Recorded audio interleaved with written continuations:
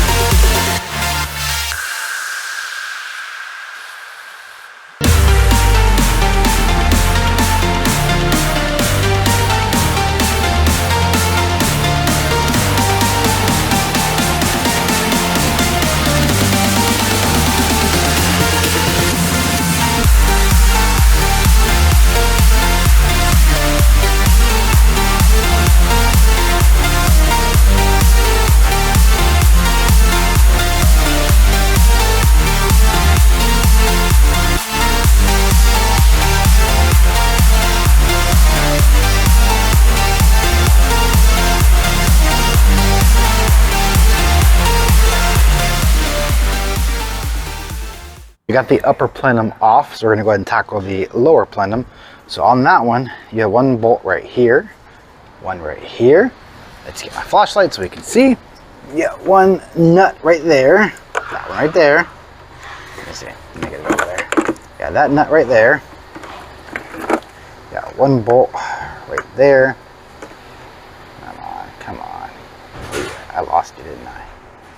Didn't I? All right there, one right there. One right there, one nut right there.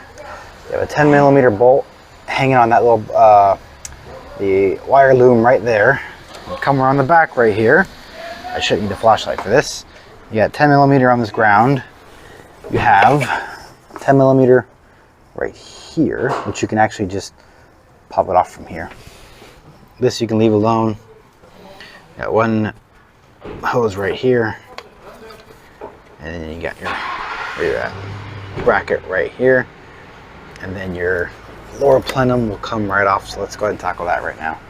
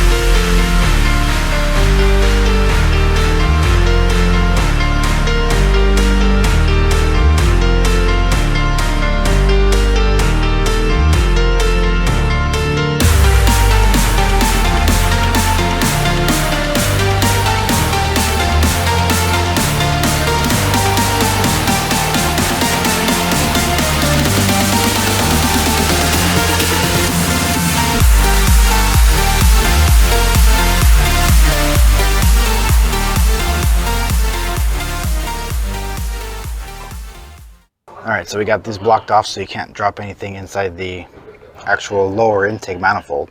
So you just put some rags in there. As you can see, there's holes. You don't want to drop anything in there. So next step to get these valve covers off is we're going to go ahead and remove this bracket bolt and just flex it off to the side. We're going to disconnect this line down right there so I can flop this over.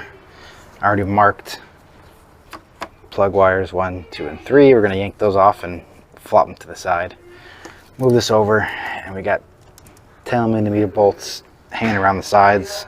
They're all 10s, so you don't have to worry about that. And then once those 10mm bolts are out, everything's out of the way, we'll go ahead and pull this one off.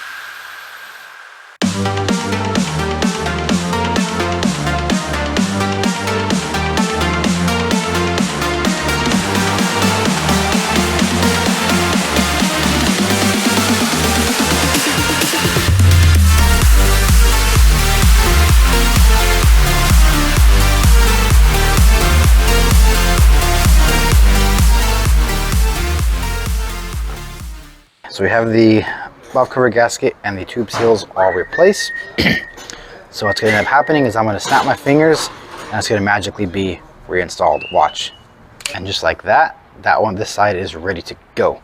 So let's go ahead and start working on the passenger side. All right, so the passenger side is a little bit different. So you're going to have 1, 2, 3 10mm bolts. You're going to move the ignition coils out of your way.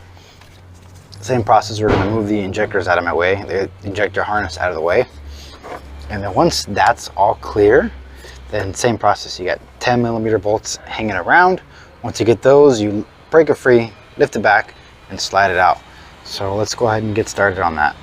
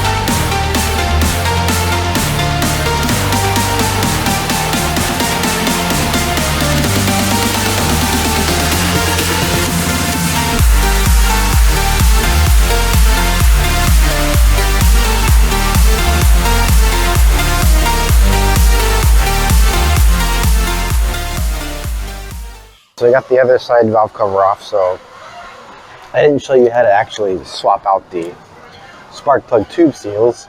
So I figured, at least on this one, get this gasket out of the way, I can show you how to swap out these tube seals. So there's these little flats, one there, one here, and one here, that are kind of holding it in place. Not really holding it in place, but they're just like stoppers, whatever you want to call them.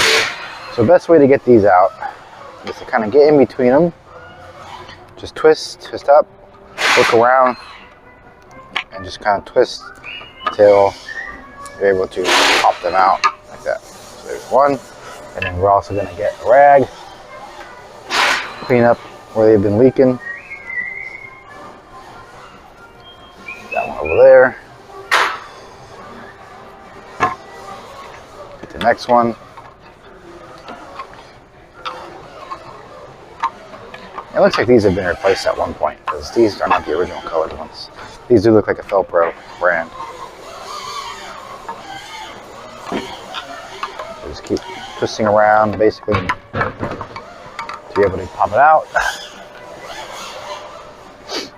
Clean off your hole.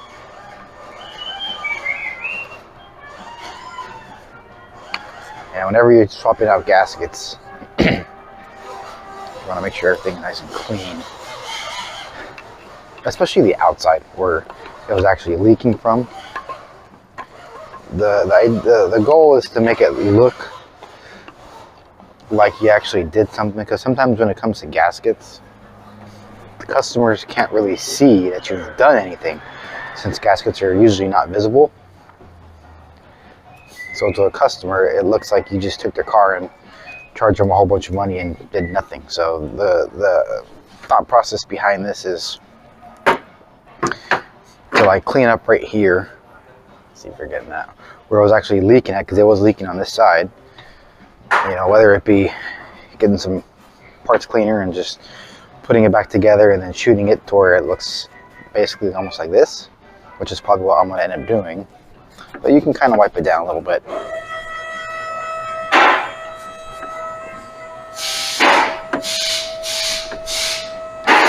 Yeah. So the goal is, like I said, the goal is to make it look cleaner than when it came in, to give the customer something to see that you've actually done something. Even though you know you did something and you basically stopped it from leaking, customer doesn't know that. Customer can't see that. All they know is, you know, hey, what, you know, what's a valve cover gasket? What does it do? Where's it at? Well, it's internal. You can't see it because it's underneath the valve cover. You know, how do they know you did it? And the thing about this one is the brand that we're putting on is black, so you really can't see it. At least the blue, you can kind of see it, but not with this one. This one's black, so not really visible once you put everything back together. So that's kind of cleaner. I'm going to clean it the rest of the way while it's back on. So let me show you how to put the tube seals back on. Be careful of that fitting right there. Okay, so here are my tube seals. Now, when you look at them, you have two sides, obviously. You have one that has a beveled edge. So that beveled edge goes facing up. So as it slides down the tube seals, or when it slides down the tubes, it has that beveled edge to kind of find it and go in. So misconception would be, you know, the coils go through this way. Well, no, it's not that way, it's this way. So you slide it underneath, get them started. And if you can seat them by hand, great. If not, don't worry about it. You get like a rubber mallet and just tap it in place. So you get them in like that. Find yourself something rubber. I just use the back end of it.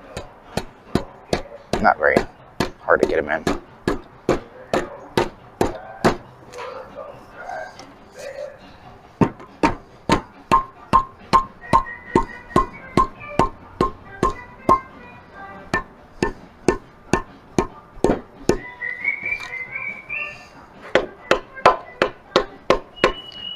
But yeah, I'm gonna go put it on something more solid so I can flatten it out a little better. But basically you just do that. Seat your gasket. You can put some adhesive under here if you want.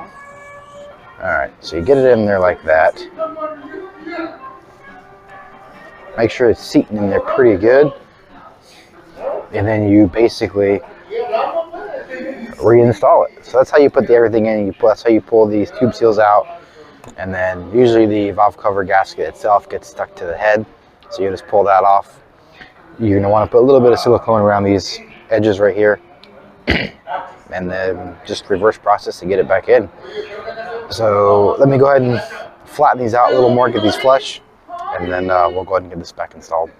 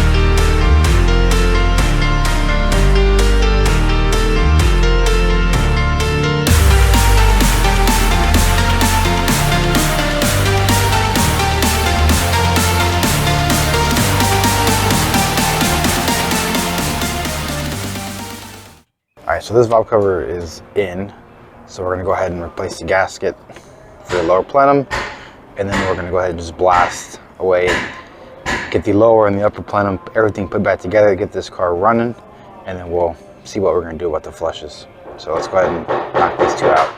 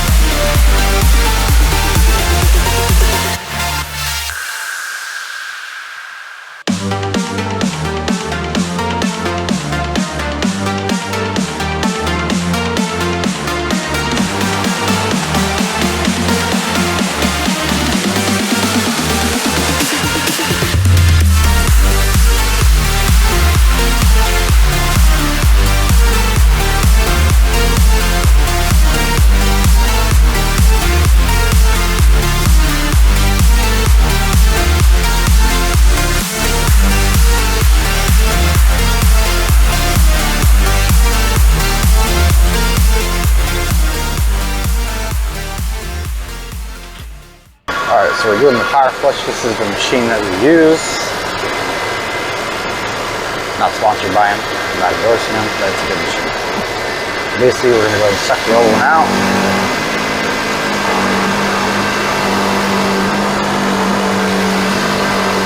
I'll suck it in until it hits the screen.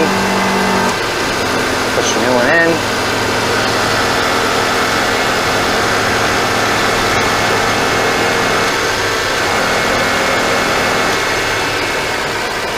And then I cycle the wheel a few times. County want to be part of the class? Only 125 spots are available. I call the speed. You cycle the wheel a few times. Put it back center. And go ahead and suck it out again. So I see the color is starting to change a little bit clearer. So I'm going to keep doing this and then we'll move on to the brakes. Alright, so there is the brake flush machine that we have, which basically puts pressure on the top, continuous fluid.